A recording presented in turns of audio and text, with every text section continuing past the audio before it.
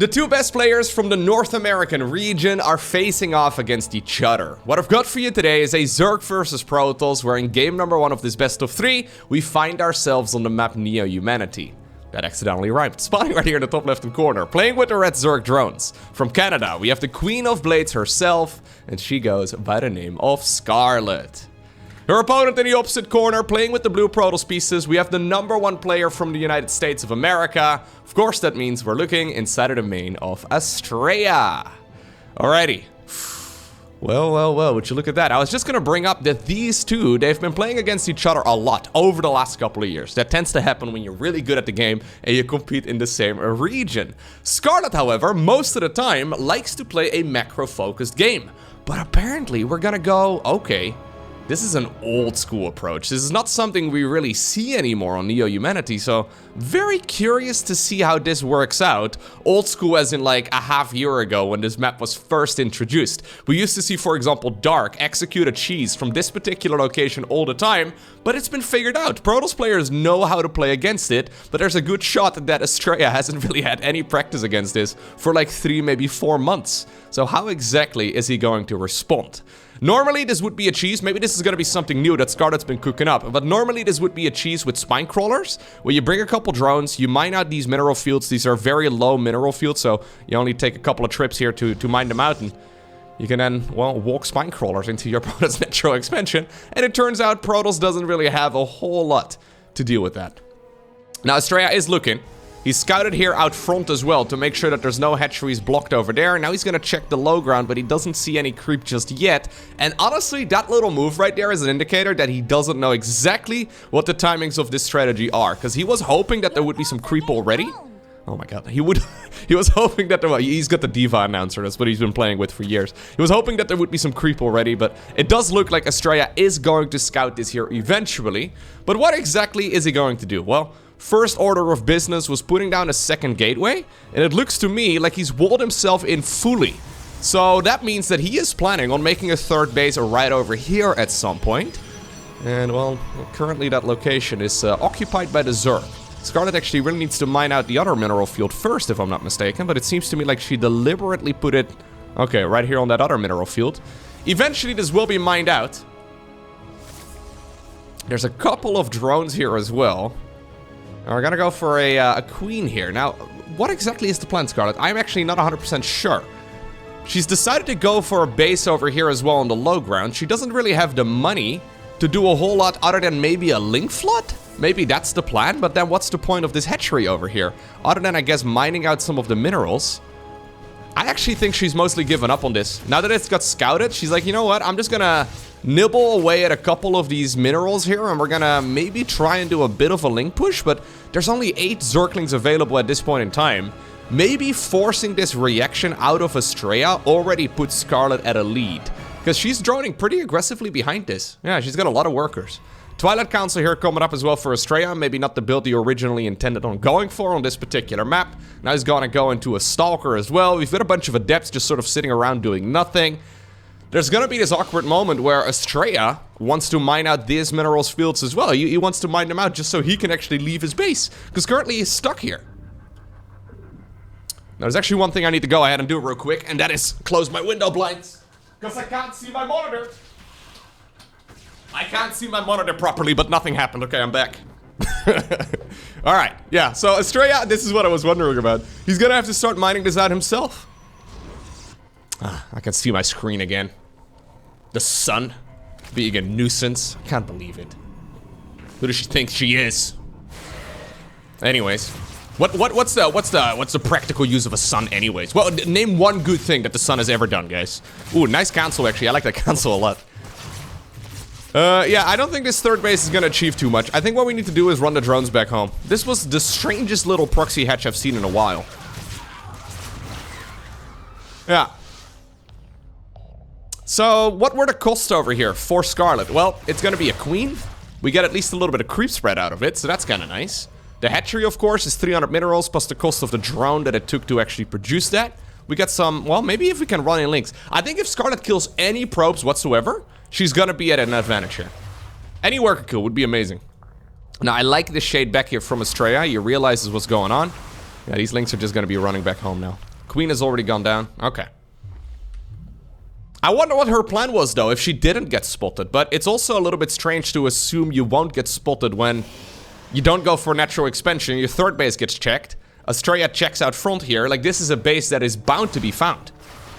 Another little rhyme. Very nice. Anyways. Blink is coming up. Now, this is another awkward situation. Because I don't think Astrea really was planning on going for a Twilight Council build in the first place. I mean, we see it from time to time, of course, in this meta. Especially with Glaive the Depth openers. Glaive the Depth, very, very powerful. Okay, Scarlett hoping that there weren't going to be any Stalkers. Maybe she's assuming it's going to be Glaive the Depth as well. And that now means she's going to end up losing at least 2 Overlords. Maybe even a third one, I think so. That's going to suck. Yeah, she assumed, I think, that it was going to be... There's already so many mind games going on. So many bits of incomplete information, right? Where you're just trying to make the best of a situation, but it's really hard to actually get the right info. Anyways, in the end, Scarlett did put down a Roach Warren. She's gone for 3 gas only. We have a lot of Overlords coming up right now. I think she's actually turning this very strange proxy hatch into a 2.5-ish base all-in. So she is ready to go for an attack right around the same time that Protoss is ready to go for an attack. Blink is not going to reach across that wall from there, apparently. A bunch of Stalkers here are out front, but they're not really going to be able to achieve too much. Keep in mind that Protoss cannot make any Stalkers when the Cybernetic score goes down. So, yeah, Adepts are going to be nice, but you need a Cybercore. Sentries, nice, but you need a Cybercore. Speaking of Sentries, though, or Adepts, rather, on the other side of the map. Getting a bit of damage done, killing 4 of those drones, not bad at all. Maybe more importantly, though, triggering a lot of that Zerg army to go back home. A little bit of all-army hotkeying, I believe, right there, from Scarlett. Not something we really don't we really want to see at this level of play all too often. This is still a very overwhelming Zerg army, though. What in the world is this game number 1? Well, this is, I think, what happens when you know the opponent very well and you have a lot of respect for the opponent, but you're also trying to play about 17 different mind games all at the same time. You get into a very weird game where if anybody just played straightforward, if anybody just played straight up, they would have been at an overwhelming advantage. Right? Because Scarlett really didn't achieve anything with that... Ooh. Okay, we're gonna sacrifice one of our own Ravagers for that. She didn't really achieve anything with that proxy hatch. And now the follow-up is absolutely demolishing Astrea, but that's mostly because Astrea respected the proxy hatchery enough. Maybe a little bit too much. Because the investment right there from Scarlett was actually not that big. She just ran the drones back home. Yeah, she did lose like, what, 600 minerals maybe? Worth of resources in total, including the lost mining time of those drones going back home. But in the end, apparently Astrea shot himself in the foot by going for the second gateway and just, yeah, this strange Twilight Council follow-up. I think this is way too much damage. I mean, some worker damage was done as well on the other side of the map, of course. But Scarlett is still now sitting at 46 workers versus Astrea's 25 probes. Maybe there's an opportunity for a counterattack. Yeah, as all of these Ravagers are gonna go down, that's nice and all, but obviously Scarlett is gonna reinforce this with more Zorklings and more Roaches, and they're gonna be phenomenal. Even if there is gonna be a full-on counterattack right here from Astrea, the defensive position for Scarlett is always gonna take place on creep, and how in the world are Stalkers gonna be able to fight against Lings and Roaches? Like, unupgraded Stalkers, I mean, they have +1, I guess, in Blink, but they're not really gonna be able to achieve that much in these small numbers. I think maybe if they had 2-2, there would be a chance, but Zerglings even going in for the counterattack. They want to prevent any third base from coming up, and, well, the natural, of course, is wide open. There's a bunch of sentries over here as well that are the main gas drop. Astrea Stalkers, though, get surrounded on the other side of the map, and that's it. Scarlett wins game number 1. Alrighty, so next up we find ourselves on the map Babylon. I've decided to fast forward through the first 2 minutes of the game, because, well, not a whole lot happened. Although Scarlett did once again go for a bit of a strange start. It was like a 15 supply hatchery on the low ground into like a 16 supply spawning pool and then eventually a gas. None of these timings really line up with anything, but at the very least her hatchery didn't get blocked. Astrea in the meantime decided to go for, well, a double gateway start once again. This is this always strikes me as a Protoss versus Protoss build. I don't think this is actually particularly great against Zerg, especially when you go for Stalkers as your very first units. I love watching these two play against each other. This is so unorthodox, right? This is so uncommon. This is not what we normally have in a Protoss versus Zerg. And I don't actually think it's that great for either player. I really don't think this is fantastic for Astrea. Like, say for example, right, Scarlett was going for a Zergling flood on the back of this. Not a very popular build at the pro level, but you will see this all the time on the ladder. If Scarlett is just simply making a ton of Zerglings right now and she's lining it up with the link speed, I mean, the link speed, of course, is a bit delayed, but Astrea doesn't know this. Astrea would be in a lot of trouble. Like, look at this. That's a 3-minute third Nexus off of double Stalker into a Sentry? Literally any sort of Zerg aggression would shut this down hard. But this is once again Scarlett now, giving her opponent the respect here that he deserves. And we're gonna get... This is an Astrea built to a T, though. Astrea is very well known for his funky approaches. I've seen him go for a lot of very greedy third bases lately, where he's getting them at absurdly early timings. I wonder if that's maybe the reason why... Oh. Okay. Well, this is a pretty early Roach Warren. I wonder if maybe that's the reason why Scarlett decided to play that previous game in the way that she did. She still hasn't seen the Nexus, though. I thought maybe this Roach Warren and the second gas timing over here was a response to seeing what the opponent had going here. But she didn't actually see the Nexus. She had all the opportunity to figure it out. Normally, though, this is an hallucinated Phoenix. Normally, you would be expecting a third Nexus to go down at earliest at about 350. 345, 350. So it would start about a half minute ago from now. And instead, the Nexus is already done. And it's produced off of one defensive sentry. Now, last time I checked, sentries are nice with force fields, but they're not particularly great when it comes to defending an entire mineral line.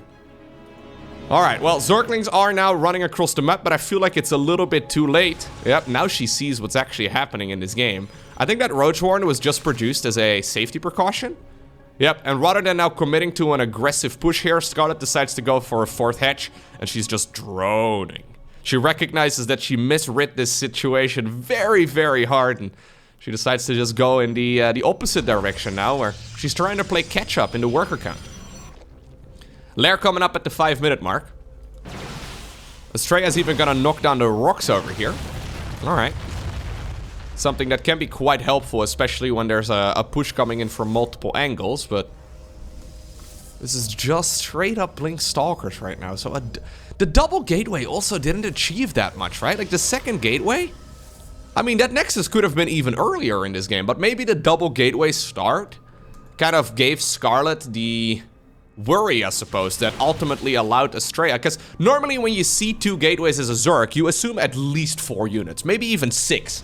But this was 3 units produced off of 2 gateways into a third Nexus, which again, really doesn't make a whole lot of sense. Ultimately though, it forced Scarlett into a very defensive position where she got that super quick Roach Warren, but didn't make any roaches. She ended up just making more Zerglings than she originally intended, but they didn't have the link speed yet, and... in the end, a really nice position right here for Astrea, but Scarlett has been playing catch-up, and the worker count right now is looking solid. Really quick Hydra Den as well, all things considered now. 6 minutes on the Hydra Den, but I feel like the real push is gonna be these Stalkers. It's just straight Stalkers. How many gateways are we on? 6 gateway, okay. That's also not a number. Normally it's 8 gateways for some 3-base aggression, but apparently we're gonna go for 6. We have a Forge Rotter coming up. This army is super big.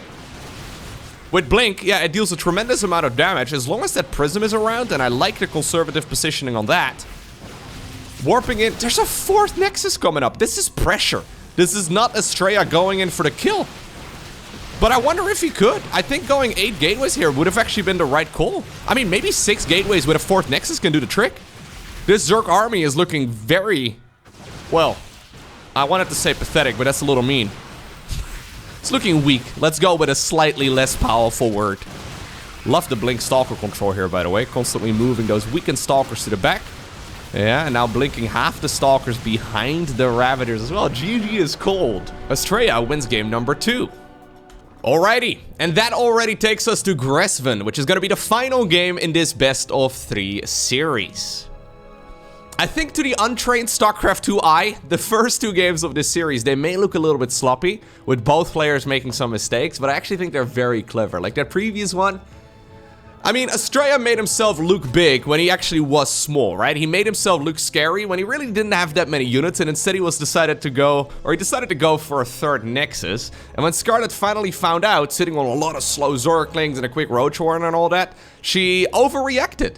She had to compensate for being economically behind, so she made a fourth base, she made a lair, she made a whole lot of drones to try and play catch up, and then just, well, some Stalker aggression, 6-gate Stalker aggression. It wasn't meant to win the game. If Astrea meant to win the game, I think he would have gone for at least 8. Maybe even more gateways than that. And he certainly wouldn't have gone for the 4th Nexus. But in the end, Scarlett was already so far behind after that early game mind game that Astrea obtained the victory. Alrighty. So, this game so far here on Gressven, though, is by far the most ordinary one. We've got a triple hatchery start right here for Scarlett. Nothing all too crazy. The hatchery on the low ground got blocked, so she was forced to go for the third base first. All is a-okay, though. This is something that Zerg players have got a lot of practice against. Stargate opener here from Astrea, too, so... Again, something very normal. Apparently, it takes 3 games for us to play a normal match. But hey, you know what? I'm here for it. 1 drone. Not bad. Took a bit of damage as well on the Adept. Are we gonna go for the third Nexus at an ordinary time? Are we gonna leave that Oracle over here as well, or are we gonna fly it straight across? Nah, this is Astrea. I was gonna say, we're gonna be flying that one straight across the map. Alright, so 345-ish. I think even 344 right there on that particular Nexus. So a clean early game right here from Astrea for sure. Unless he decided to cut a probe or two, but I highly doubt it. Wasn't paying that close attention to the production tab. Anyways, 2 workers here as the first Oracle swoops in, and I say first because there's another Oracle coming up. Triple Oracle. Okay. I'm actually a fan of going more than triple Oracle. I think Oracles have a lot of value as the game goes on. Especially when you're going up against like that Cyril-esque style who... He likes to sit around on Roach Ravager Ling Bane for a very long time. Scarlett did make a very quick Hydra then in game number 1, so maybe that's the style she's favoring right now. And against that, I don't think 4 Oracles would be particularly great, but I wouldn't mind seeing it. But I don't think it's gonna happen. Nah.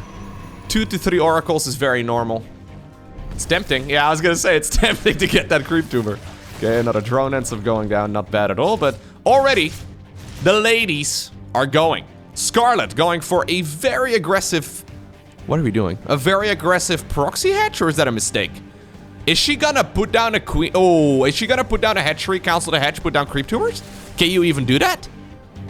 Because the queens are too slow to get to the center. I think that's what she's trying to do. There's just non-stop Ling aggression coming up, but now also +1 melee on the back of this, though. So, Scarlett not 100% convinced that she can actually win this. I feel like this hatchery, or sorry, this drone that might turn into a hatchery could be just a lucky coincidence. Yeah, she's microing it. There we go. She is gonna make... I was gonna say, if you don't wanna do this... This is an insane hatchery. There's no way this is gonna achieve anything. But she could have already sent that drone back home a long time ago, so I really think this wasn't actually planned. She just sort of has the drone there, and she's like, oh, you know what? I guess I'll give it a try. 6 workers in the meantime, by the way, have gone down on the other side of the map as well. Okay, so you can apparently do this. Make a hatchery, cancel the hatchery, put down a creep tumor right there before the entire 3x3 square of creep disappears. The Nexus still lives, though. And that's a big deal. Dark Shrine coming up on the back of this. Void Ray as well. Astrea needs to keep this base alive if he can. Keeping this base alive would be massive. This is for all intents and purposes an all-in, though. Even with the third Nexus falling, I don't think Astrea would be in the worst of positions. But preferably, of course, you want to keep this third Nexus around. Look at the worker count at this point. 47 versus 34. Dark Shrine is finishing up right now. Okay, Scarlett finally decides to target fire down the Nexus itself. She wanted more than just the Nexus, but... Okay. It's not gonna happen. The Invisible Men are showing up right now. And they are gonna be pretty sweet. Especially when both of them are attacking. There we go. Second one finally joins in the fray. If push comes to shove here, you can always use a Dark Templar as well in the wall off, and there's not a whole lot that the Zerg player can do. I think this is the first time that Scarlett notices. Wait a second. Yeah, there's some damage coming out of the shadows here. Okay.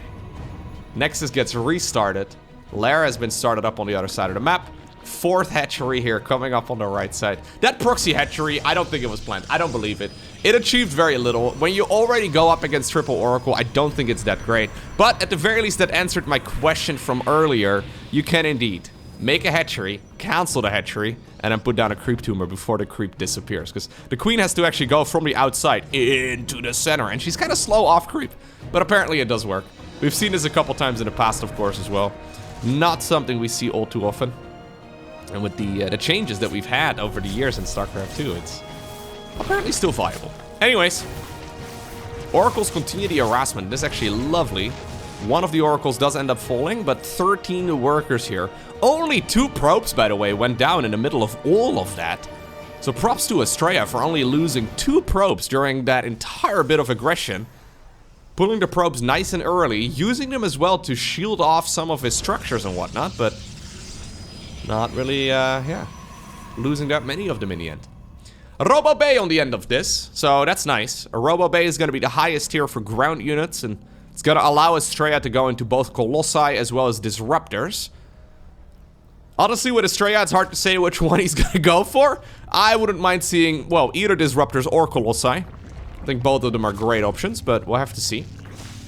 It sort of depends on what he's putting the Zerg player on right now. If he knew that there was a Hydra tank coming up, so it's already done here, but he hasn't seen it. Looks like we're going to the late game. Looks like we're going to the late game. That's the Diva announcer, which is what Astrea has been playing with ever since I first started watching his game, and whenever I look at this game from his point of view, occasionally you do get the Diva announcer lines. Anyways, okay, it's gonna be Colossi. He doesn't know exactly what he's playing against, but I think against this particular army, Colossi are a phenomenal choice. Colossi deal bonus damage against light units, and it turns out Hydras and Zerglings are light. And this is gonna be a Hydraling Bane-based army. Yep, there's the Hydras coming up, so this is a really good timing on the Colossi here as well for Astrea. Extended Thermal Lance, charge, yeah, this is a Hydra-killing army. Okay. Now Scarlett, again, just like in game number 2, she's been holding down the drone button. She's been trying her very best to catch up in the worker count. And right now she's there. Yeah, 83 workers. Despite all of the losses, despite the failed push on the other side of the map. I mean, I say failed, but she obviously still got a lot of damage done. Killing the Nexus and whatnot really slows down the Protoss player there quite a bit. I think our main question right now, though, should be when the next push here for our Protoss player is going to head across the map. Because there is a killer timing attack coming up. Extended Thermal Lens and Charge are a really lovely combo. We're at 7 gateways already.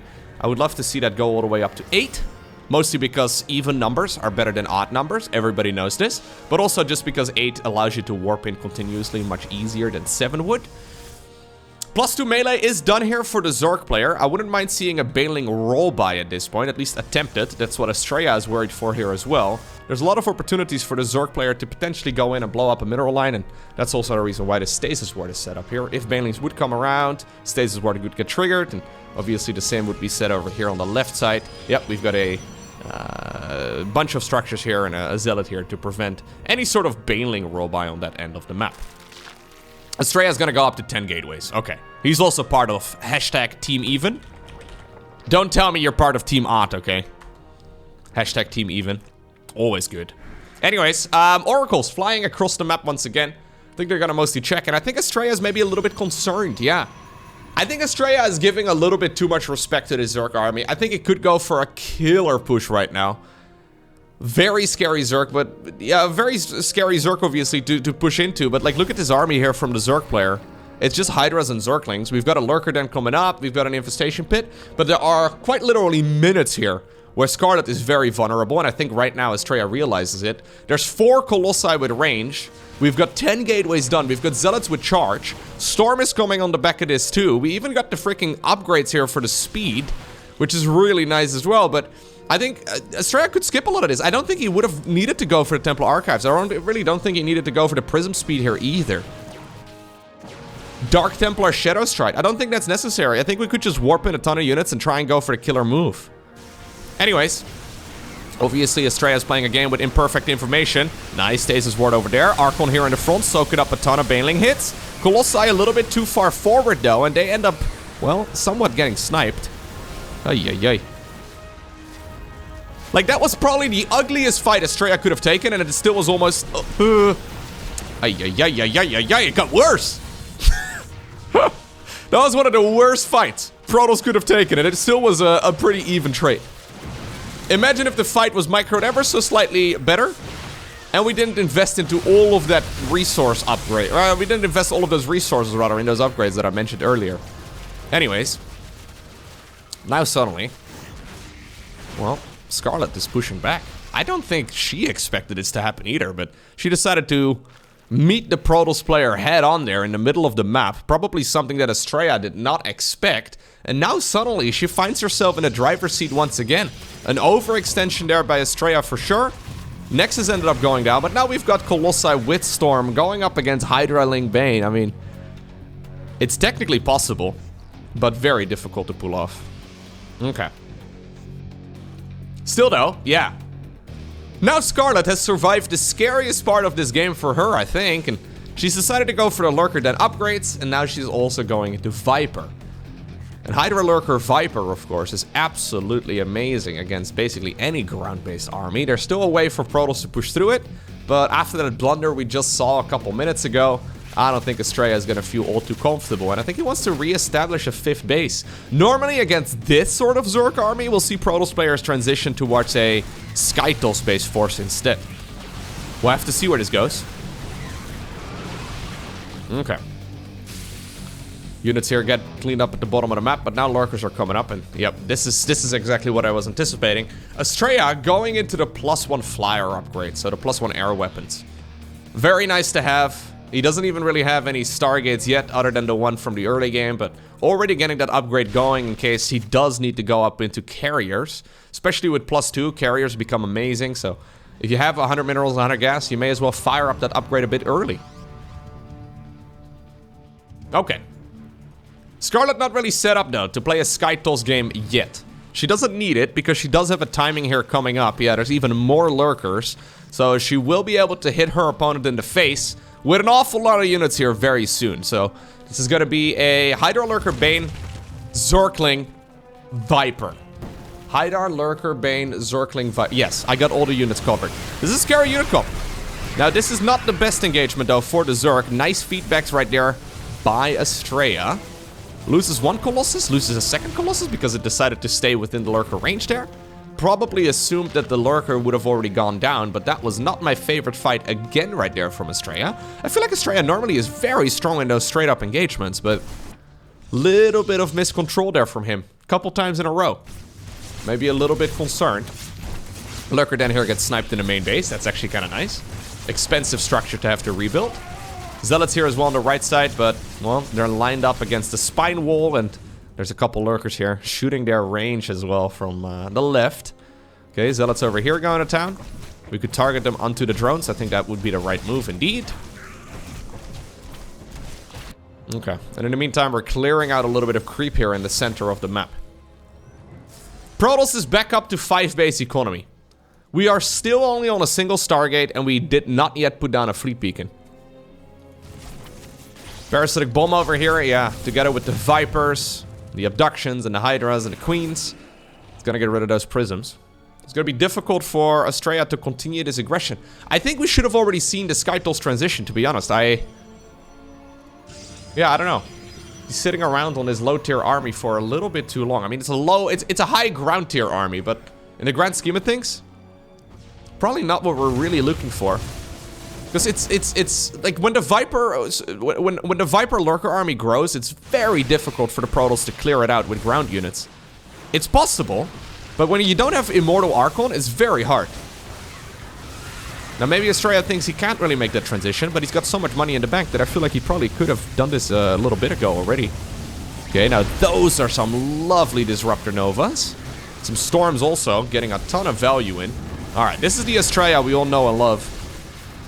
Yeah, being very meticulous with his army positioning and very nice with his pacing here, right? It's very easy to get over-eager, but now we've got the fleet beacon coming up. Now we've got a second Stargate. Okay, I think we could have made it a little while ago. Not a nice Purification Nova. I think this Nexus will probably go down.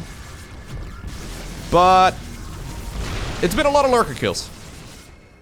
Protoss thinking, I think, yeah, about taking that base in the bottom left. Makes a lot of sense. Okay. Really? Oh, we can't go into the +1 or the +2 flyer upgrade yet because he doesn't have the fleet beacon done. I see. So instead we're gonna go 1-1 here for the carriers. Maybe it could be Tempest. A lot of Protoss players actually have been going Tempest lately. And since there's an Oracle coming up, I wonder if that's what Astrea is going to go for here as well. A lot of Protoss players think the initial couple Tempests that come out are really powerful. Problem is that sometimes you get a little carried away with the Tempest production. Okay. Now we have Immortals coming up as well. So what are we going to produce out of these Stargates? It's going to be Carriers. Okay. So why did we make the Oracle? I don't know. Maybe Stasis Wards. Maybe Revelations are still good enough. So this is Astrea slowing down the game quite a bit. Scarlett is happy to play that, it seems. Going for a double Spire over here in the back of the natural. So even though she doesn't really have that many flying units yet, other than those Carriers, she is ready to add on a big round of Corruptors and to upgrade them 2 at a time. She's probably also ready to go into Brute Lords if she needs to. Brute Lord Lurker. Okay, nice feedbacks there. Lovely. Brute Lord Lurker, generally speaking, not a unit composition historically that we've seen all too often, but Serral has been playing it quite a bit lately. And Serral's Zerg versus Protoss is absolutely lethal. Yeah, so we do indeed have some Lurker Brute Lord coming up here, which is kind of cool. I don't know if Serral's the first one to really actively start playing it, but I have been seeing it, I saw him doing it effectively for the very first time, like maybe 3-4 months or so ago. It's obviously a unit composition that can work, but it's just a little bit awkward, because in my mind, right, the Lurker and the Brute Lord, they're both like long-range siege weapons. So in a way, it's kind of like going, I don't know. Is there another equivalent in the game? It's like going Tempest and Siege Tanks. I mean, that's the first thing that comes to mind. There's probably a better example. But it feels a bit weird, because they both fulfill the same role. But it turns out Lurkers are a lot better defensively, and maybe if you put them in a Nidus Worm, you can use them offensively too. And honestly, the same can be said as well for Brute Lords, but you can control them against different armies a little bit differently. Plus, you can group them up together. Anyway, second Cyber Core coming up. 3 additional Stargates have already finished up as well. Astrea at this point maxed out. There's the +2 finishing as well for the carrier weapons. That's gonna make those interceptors way more powerful. But this is a bit of a strange looking Protoss army, right? Because, yeah, we are ready to play maxed out Skytals, but we only have 2 flying units. And a Void Ray. Sorry, buddy, I forgot about you. You got your value this game. Scarlett adding on Infestors right now too. So she is going for all 3 Zerg spellcasters. The Infestor, the Viper, and the Queen. Okay, looks like she's ready to fight. Couple Corruptors available, nice abductions here. Those feedbacks are powerful, but not enough to actually kill the Vipers. Stalkers here mostly just clearing out some of the creep. I think what Astrea is really trying to do is just slow the game down enough to try and create a split map scenario. So as we've seen a lot over the last couple of weeks, the split map scenarios, they're all about these bases at the bottom, right? So this base over here, as well as this base over here on the top. What do we call this? I guess the 11 o'clock versus the 5 o'clock positions. Those are very critical expansions, and that's why Scarlett is also doubling down on the defense. A lot of creep spread. A bunch of lurkers as well, and a whole lot of spine crawlers. I think as Astrea loses some of these units, he's gonna replace them with higher tier ones. Yeah, because these Stalkers, yep, exactly. Stalkers, they're taking up a lot of supply, but immediately upon losing some, carriers get fired up. I think honestly the same thing can be said though here for Scarlett. Yeah, as she is losing a bunch of Lingbane Hydra, she's replacing them with a bunch of Corruptors instead. So the double Greater Spire and Spire combo here, they're gonna just start upgrading these Zerg flyers all the time. There's the Neural Parasite coming up, together with the Burrow research too. So that's gonna allow the Infestors to go underground and then, well, maybe even mind control some of those Protoss units for a bit. Usually only happens when, well, Zerg makes a mistake. Or, sorry, when Protoss makes a mistake and Zerg can grab a bunch of those units. But for the time being, no, neither player really ready to go for a big assault, it seems. Interestingly enough, Astrea hasn't made a move yet for that base up north. This is one of the more important bases to take, but apparently we're not going to go for that one just yet. Same for this expansion over here for Scarlett. Yeah, these 2 bases, usually very important. Astrea did, by the way, build up his economy all the way up to 80 or 88 workers even, which is very good. I actually think that's really good. It just doesn't mean that he can... It just means that he can't really attack. If he wants to go for an attack right now, he's just not going to have the army supply. But as long as he sits on static defense and he clears out some creep and he makes it difficult for the Zerg to engage, I think that's really all that's needed. So this is Astrea slowing down the game for at least another 10 minutes or so. I think he wants to mine out this entire base. Well, at least this one over here at the bottom, but there's still so many mineral fields to mine from. I think he wants to mine out a lot of those bases just to... Okay, we're getting rid of some of the probes. Anyways, to mine out as many of those mineral lines as possible before really going for a big engagement. Seems a bit early to get rid of 12 probes, to be honest. Maybe this is Astrea a little concerned. Yeah, maybe this is Astrea a little bit concerned because it's so easy to accidentally not have enough army available. But there's a lot of static defense already set up. Anyways, Scarlett also got rid of a bunch of her workers too, so Astrea's still with the worker lead. Now the Brute Lords are showing up though, up north. The lurkers here are engaging with their long-range spines against whatever they can here down south. Okay, nice abductions here once again though by the Canadian Zerg. She's getting quite a few of those carriers, and every time we see a unit getting abducted, look at this Sky Zerg army. Every time we see a Zerg unit here abducting a Protoss, it's very tricky. That's of course also why those Tempests have become more popular. There we go. They're attacking your base, you know. It's my best Diva impression. Anyways, that's of course where those Tempests come in very handy. The revelation from those what are they called? Oracles. Allowing those Tempests to shoot at their maximum range. Archons here underneath as well, ready to just shoot against these clumped up Corruptors. But still, the Brute Lords are making a little bit of headway. In the meantime, there's a fight happening as well down here at the bottom. Not really something we can spend too much attention on, because this fight over here is a lot more costly, but still not to be underestimated. Corruptors are taking a lot of damage though, and yeah. I mean, the Nexus has gone down. I think Zerg should really go back home. A couple of Infestors are moving forward. Okay. Fungal growth. Big fungal growth. Maybe I'm mistaken. I think Scarlett probably should back off.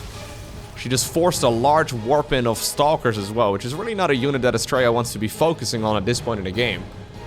Void Rays are coming up together with Tempest. We've got the upgrades here. Even the Anion's Pulse Crystals is coming up. I don't think that's really a necessary upgrade here.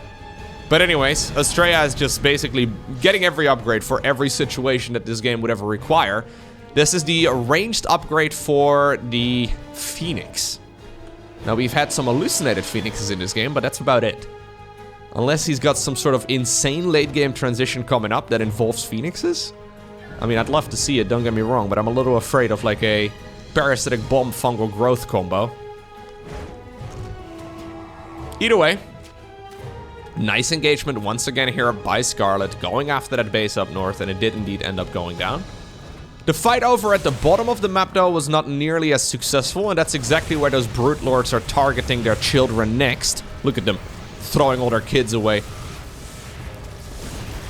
I like the Tempest here a lot. I think the Tempests are a really good addition. Yeah. We do already have the Flux Veins upgrades, by the way. That's the Void Ray Speed upgrade. Much more important. Some invisible men here up north. Just being annoying. Not all heroes wear capes, but these guys do. Yeah, they're getting in quite a bit of value. Now running away since they smell that the Overseers are getting close. Okay. So Scarlett has successfully secured this base here at the bottom, right? It's going to be difficult for Astrea to really do much about that one. Can Astrea, however, deny this base up here? Can Scarlett deny this base over here? I don't think there's a whole lot that Scarlett can do about this expansion, although she probably wants to try. Up to this point, Scarlett has effectively been one base up on the opponent. I mean, not entirely, of course, but I think it's a lot easier for her to be a one base up over the opponent than it is right now for Astrea, because he'd have to steal one of the bases. Trades-wise, though, this has been fantastic here for Scarlett. Look at the resources lost at this point. Really lovely work here by the Canadian Zerg. Neither player really forgetting any upgrades, it looks like. That's good. All the last upgrades are finishing. Some nice Purification Novas as well, but against units that are pretty much free at this point in the game. Yeah, securing this base over here is going to be very important for Astrea. And not losing this base over here at the bottom. I think actually the reason why Astrea hasn't tried acquiring this yet is because he knows that he can't really hold on to both that one and the one at the bottom. So he's playing this relatively slowly, but I think that's him playing the map rather than him not wanting to take that base. I don't think it's a strategic error. I actually think it's the correct way to approach it. After a very cheesy game number 1 and 2 though, or a very strange game number 1 and 2, I'm glad to see this here. Brute Lords are advancing now though at the bottom, and the Stalkers are trying their best to prevent this, but Brutes with 3/3 upgrades don't mess around. Very powerful units. There's the big recall. Is this an overextension though from the Zerg? Corruptors are close by, some feedbacks and some storms. Parasitic Bomb as well though on the carriers.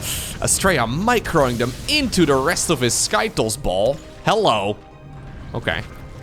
Astrea accidentally going full Silver League there. That's not what we want to see, but luckily for him, the Protoss units have shields first, and they will regenerate those slowly over time.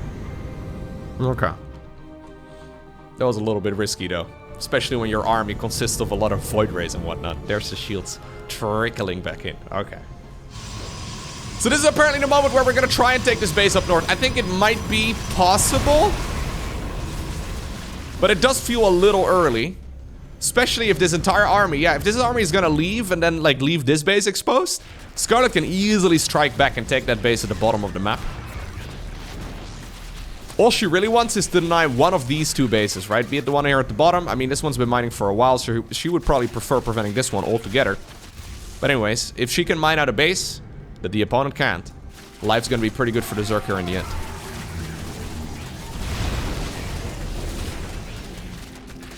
Okay. Zerglings trading pretty well here against Disruptors. It's Zerglings for, well, gas, which is a good trade. Some nice feedbacks here as well, getting rid of some of those infestors. We could really use an Oracle here, though. Alright, yeah. To throw some more Revelations down. More Brute Lords coming up. Neither player really ready to go for an all-out assault yet, but I do believe we're gonna see a clash between the main armies here eventually. Despite the fact that StarCraft 2 is won by armies, a lot of it is based on economies, right? So both players just trying to... They know where this game is headed. They're trying to just secure as much money as possible. So if you look right here at the army values in the top left-hand corner, you'll notice that they don't even have enough to remake their army a single time yet. That's really what they're aiming for. They want to be able to basically lose all of these units and then replace that army with another army that's just as big. Massive Purification Nova. 29 kills on that Disruptor. Not bad at all. Although, obviously, Zergling's not the most expensive unit at this stage in the game. And according to Protoss players, Zerglings are free. Did you guys know that? I know. According to Zerg players, photon cannons are free though, so. Alright, Tempest once again flying forward. Nice. Preemptive storms, love that. Those storms are killer, hello! Scarlett not paying attention, that was very costly. That's usually what happens in my game, Scarlett! That was very costly though, there was a lot of Corruptors going down. I don't know how many just fell, but... I mean, I guess we have a lot of them still at low hit points, but they do not have that rapid regeneration that the Mutas have, right? They do not regenerate their shields. It's gonna take minutes before these units are back up to full hit points. They will regenerate, but it's gonna take a little while. You can see here, they're regenerating, a health every once in a while. Okay. That was a good engagement there for Astrea. If you look right now at the resources lost, you can see, yeah, Astrea is getting a little bit closer here. Both players essentially losing the same amount of resources, and that's exactly why it's so important here for Astrea to take this base up north. Scarlett has now effectively drawn a line in descent right through the center of the map, and she's mined the entire right side. So, probes here are gonna maybe be able to get a hatchery kill. That's not something we see all too often, but fair enough. Anyways, it's all about this expansion here for Astrea. If Scarlett can mine that one, she's gonna win this game for sure. Almost regardless of the trades. Unless she trades horribly, but some nice feedbacks once again. Getting the Vipers, not bad. There's the Prismatic Alignment activated. Okay. Tempest telling these guys to get lost. You don't want to have too many Tempests, but they're still very helpful, especially when they're firing at structures like that. Those Spore Crawler lines are pretty exposed. Still a fight happening at the bottom, by the way. Apparently 7 probes ended up going down, but that may be the ones that, okay, yeah, were forced to get sacrificed. Astrea now down to 40 workers, but I think that's about right. Especially with this base running out over here, we can transfer these probes all the way up north. Corruptors coming in from the side right now. Good abduction.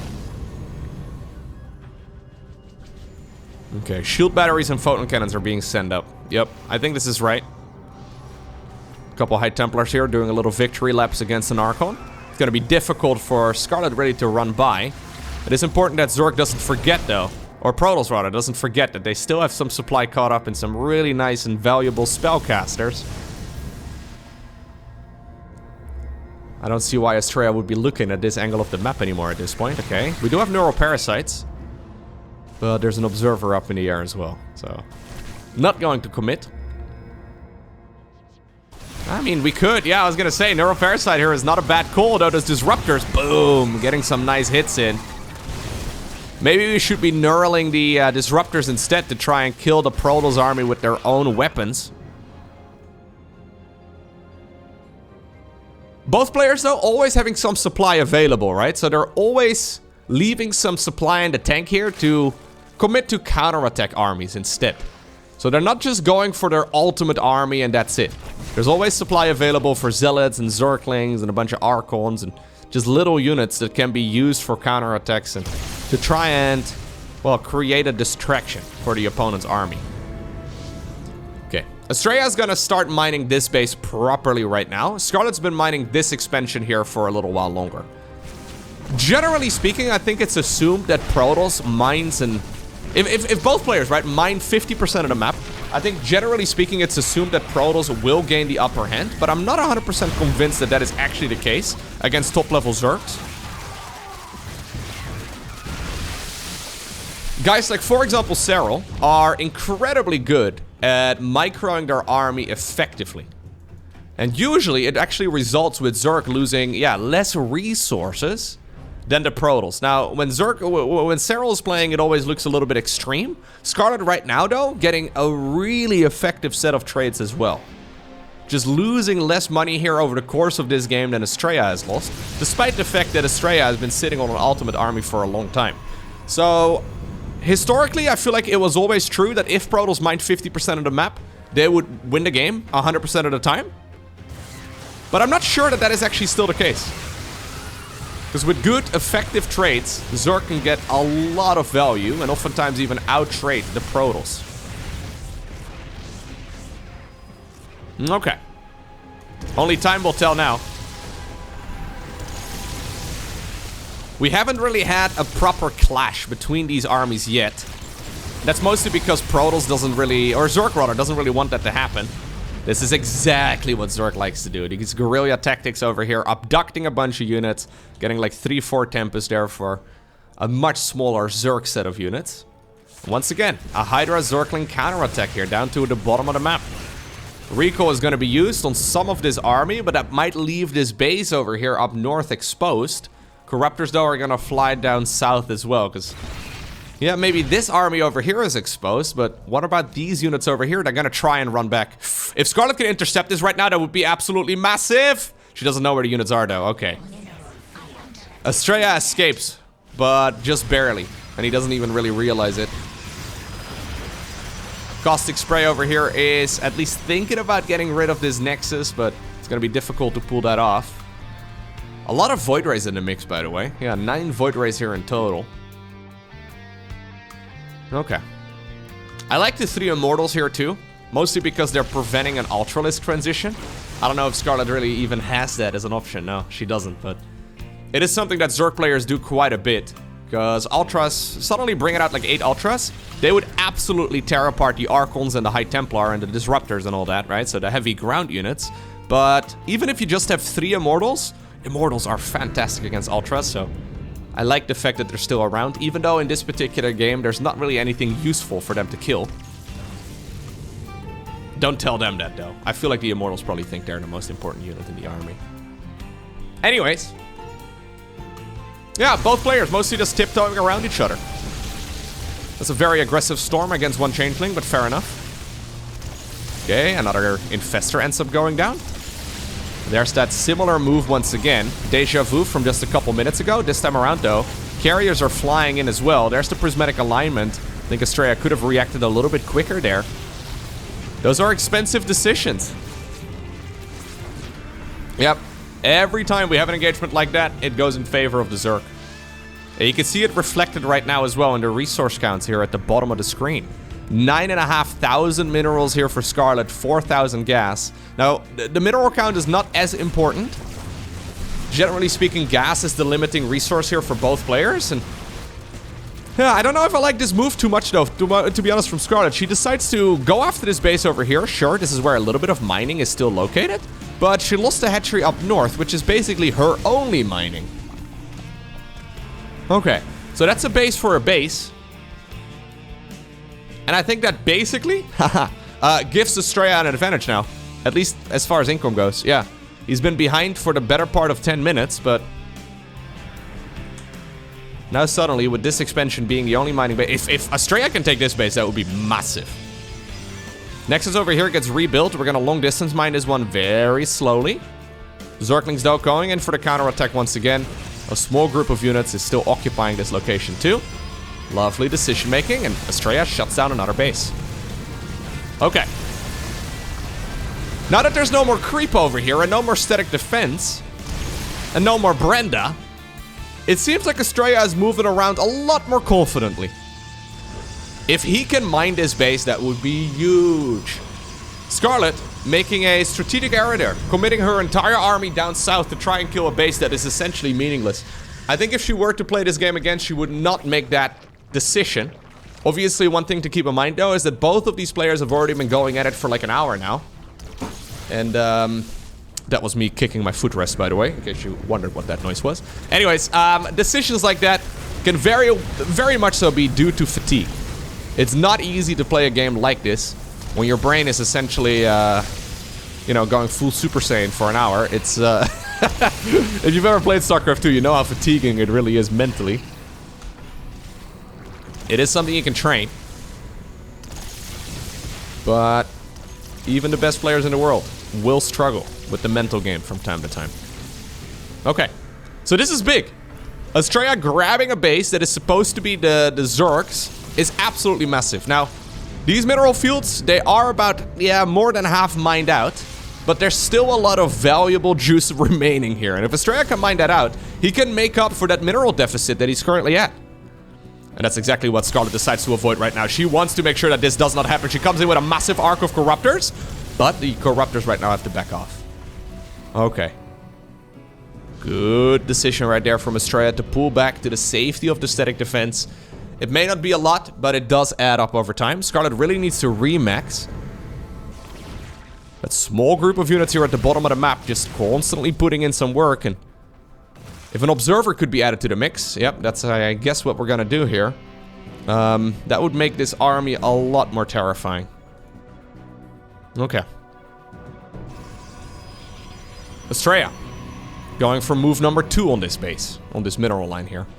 Scarlett's got a lot of static defense over here, and this is a wide open location. So there's a good chance that the spore crawlers can help out. They're very, very useful. Especially when units get abducted, or when the carriers, for example, shoot out their interceptors. That's exactly why Astrea is also now putting down his own static defense. He needs pylon power before he can start them up, but he does start them up eventually. Okay, here comes Scarlett once again. She's moving forward all of those spore crawlers, and now she's, I think, ready to try and prevent this base from mining once again. We do have a couple infestors in the mix, but good feedbacks right there from Astrea. A fungal growth does land, but most of the infestors have already been forced to retreat. Do we have enough, though, here as the Zerg to try and shut down this Nexus? The Brute Lords are trying their very best. Tempest shooting at a maximum range. This is Astrea mostly not wanting to commit here. Yeah, he knows that there's still a lot of static defense available, and he knows that there must be a lot of Lings and Banes out there too. So if he's invited onto the creep, the Zerg army may just be able to overwhelm him. Scarlett going after this base once again. She really wants to mine it. She doesn't want to just prevent the Protoss from mining it. She wants to mine it herself. Some big storms once again, though, do land on top of that Corruptor army. Tempest moving forward. There's the prismatic alignment. Big fungal growth together with a parasitic bomb. That's the Zerg equivalent of a wombo combo right over there. Large amounts of damage. It looks like Astrea indeed is going to have to back off. He starts up additional Tempest here, interestingly enough. So he believes this is going to be a long-range fight for the foreseeable future. Okay, Scarlett at the very least, though, prevents the Protoss from mining this base. Do we have any Vipers still in the mix? There's 2 Vipers, but okay. Yeah, they have to get some more energy. I wouldn't mind seeing some more Vipers here coming up. Okay, these Tempests though. Yeah, they're not messing around. Scarlett actually has spent her gas bank. So these trades over here that she's been making, yes, they've been good as far as like pushing away the Protoss player, but they have also been very costly. Her army right now though is huge. Look at that. So much money caught up in a unit composition here. Only 10 drones. We've got 177 army supply. Scarlett though is broke right now. At least as far as gas goes. She can always add on additional queens here. That's a very viable option. But she needs gas. And that's exactly why she's taking an extractor over here.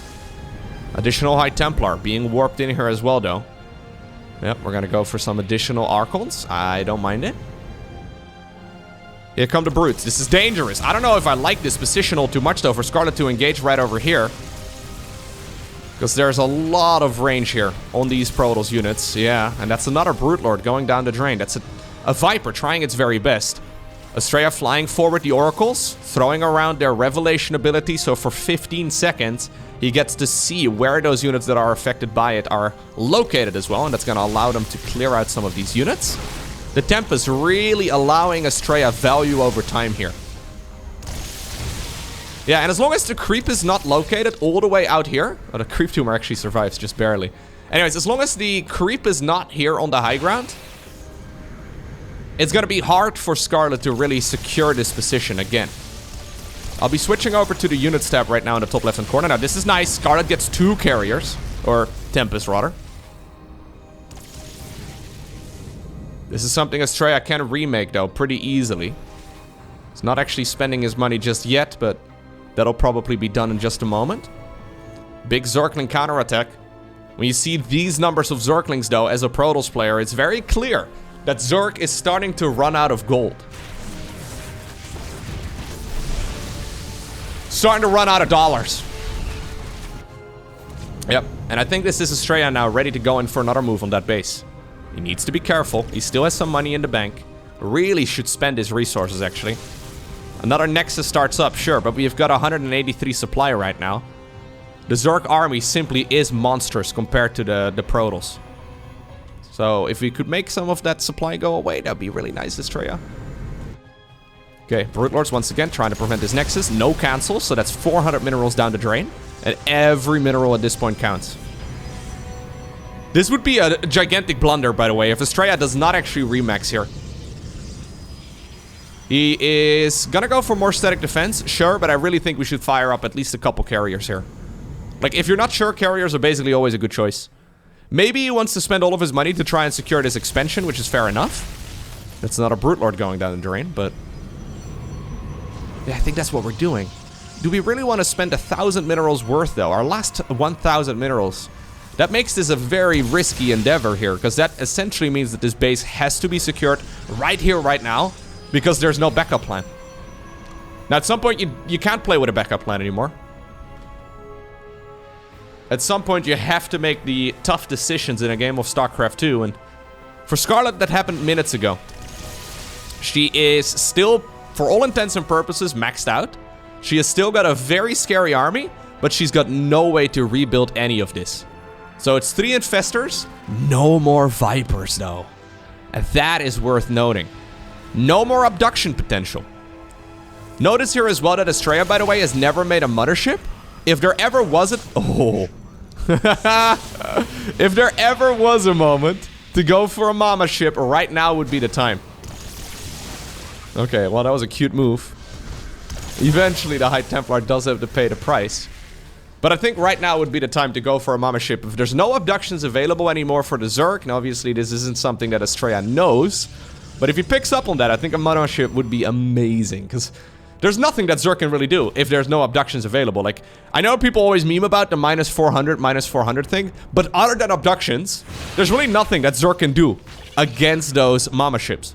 And if there weren't abductions available, I think that those units would be considered kind of insane.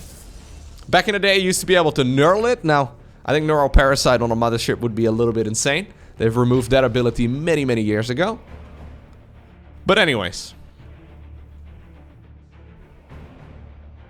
Astrea is now securing one of the bases that is supposed to be the Zergs. I feel like 10-15 minutes ago, Astrea was, even though he was maxed out and he had good mining and all that, it felt to me like he was up with his back against the wall because he was running out of value over time. Like he was just running out over time over the course of the next 10 minutes. But now, after a couple of stellar engagements and some really solid decision making, and also actually I think Scarlett making a mistake of committing her entire army down south, Astrea now finds himself with a very nice advantage. Okay, apparently we're now brave enough as well to go out into the creep. This is always dangerous though. You gotta be careful that you do not get cornered here. But now this base here is being mined by the Protoss. And even though some of these minerals, they may smell like drone, I think the probes will be more than happy to... I don't know if Protoss players can smell anything anyways. Protosses don't have orifices, right? So I guess the probes don't either. Anyways. This is important though. Astrea taking this base down slowly but surely. Any unit kill right now, any creep tumor even, is massive. Scarlett's best approach at this point is to try and take a fight on creep, where the queens can join in. It's only 2 of them, but anything counts right now, where the spore crawlers can help out, and where she's got perfect vision. It's important here for Astrea to not get over-eager. Yeah. Because this is a Zerg army that will be more than happy to rain some of those Brutelings on top of you. Alright, Astrea finishing up his masterpiece here with the final touch. This is like putting your signature in the bottom right-hand corner. One more photon cannon goes down.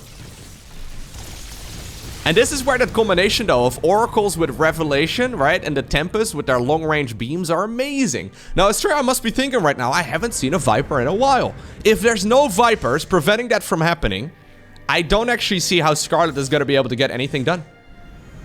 Slow and methodical, though, is definitely the approach right now that Zerg, or sorry, that Protoss should be aiming for.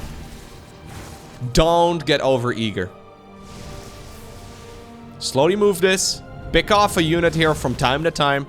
Big Zergling counterattack, but the stasis ward here helping out quite a bit. Still though, there's actually not that much available.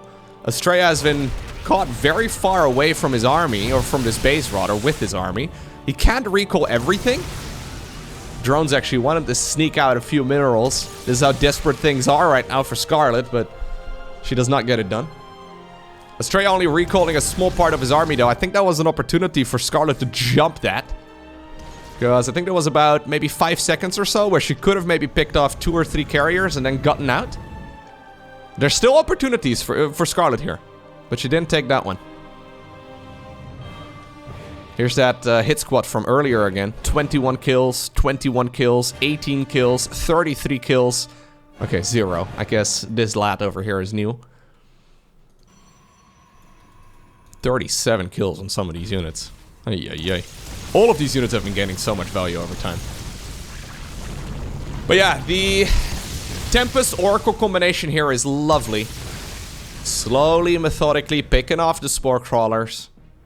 There's not much the Zerg player can do other than sit here and take the beating and hope that the Protoss player makes a mistake where you can suddenly jump them. I think that is Scarlett's win condition at this point. She can still have one banger engagement and potentially win the game. This is, of course, a Zerg army that is very air-focused. So if she can, for example, fight Protoss here in a choke point, where all of those Archons are going to be derping around and not really achieving too much, like, for example, over here, there's still a chance. There still definitely is a chance. This is really not that many flyer units here for Protoss either. But Astrea can remax if he wants to. Still got quite a bit of money caught up. Fighting over a crevice over here as well, over these trees, can be very helpful, because the ground army can't get close. Okay, now Astrea has been cornered. He gets a fungal growth on top of his army. I think this is the moment, though, where Scarlett decides to commit, Prismatic Alignment, okay, gets activated a little bit later than I would have liked to see it. So many Archons still available, though. I think there should be micro towards the left. GG is cold. It's Astrea who wins 2-1 over Scarlett in this amazing best-of-3 series. Hey, if you made it all the way until the end of this video, please take the 1 second that it takes to hit the like button down below. I know, maybe you didn't like this video, but I'm assuming if you made it all the way until the very end, you probably did. If you didn't, however, you can hit the dislike button guilt-free. Thank you!